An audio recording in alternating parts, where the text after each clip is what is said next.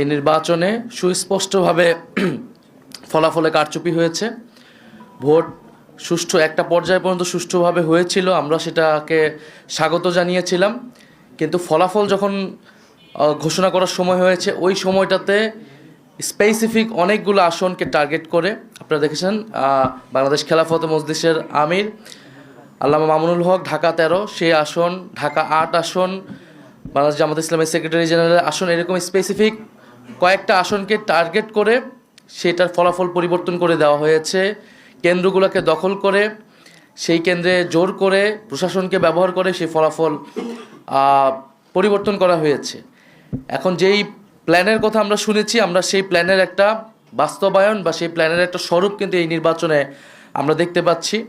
এবং এই ধরনের ফলাফল কারচুপি করে যারা পুরনো আমলে আওয়ামী লীগ যেইভাবে নির্বাচন করেছে, সেই ধরনের প্রচেষ্টা আমরা যাদের ভিতর দেখতে পাচ্ছি, তারা কিভাবে রাষ্ট্র পরিচালনা করবে, কীরকম দেশ পরিচালনা করবে, সেটা নিয়ে জনগণের মধ্যে প্রশ্ন এসেছে। এবং নির্বাচনের পরদিনই যারা তাদের প্রতিদ্বন্দ্বীদের উপরে হামলা, সারা দেশে নির্বিচারে বাড়িঘরে হামলা, আগুন লাগানো, হুমকি এবং এলাকা ছাড়া করতেছে, তাদের কাছে এই দেশের জনগণ, এই দেশের মানুষ কিভাবে নিরাপদ থাকবে সেটা নিয়ে প্রশ্ন এসেছে। এবং সেটার জন্য আমরা 11 দল কিন্তু ঐক্যবদ্ধ হয়েছি।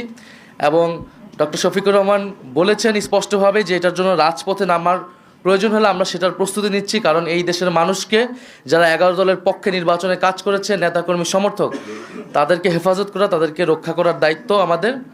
আরেকটি কথা আমি বলতে চাই, আমরা জনগণকে অভিবাদন জানাই যে জনগণ এত প্রতিকূলতার মধ্যেও 11 দলের পক্ষে ভোট দিয়েছেন, 11 দলের পক্ষে বিজয়ী হয়েছেন।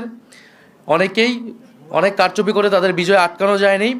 আপনারা দেখবেন যে গণভোটে কত পার্সেন্ট ভোট পড়েছে, 60% ভোট পড়েছে, 60+ ভোট পড়েছে।